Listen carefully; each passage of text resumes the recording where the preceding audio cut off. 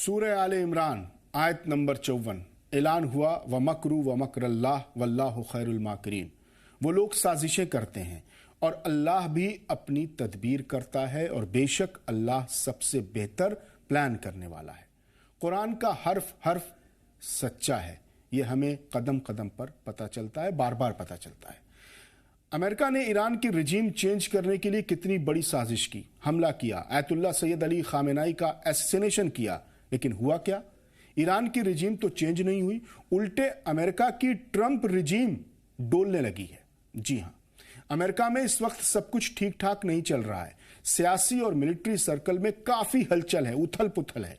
US army chief general Randy A George को रक्षा मंत्री पीट हेग्सेथ ने ट्रंप के ऑर्डर पर फायर कर दिया है, यानी ओहदे से हटा दिया है। अंदर की खबर यह है कि अमेरिकन आर्मी ईरान पर हमले के खिलाफ थी और बार बार ट्रंप के फैसलों की मुखालफत हो रही थी, जिससे बगावत का डर था। बगावत हो उससे पहले ही ट्रंप ने एक्शन ले लिया। ट्रंप एडमिनिस्ट्रेशन अपने पूरे स्टाफ को अब रीशफल करने की तैयारी कर रहा है।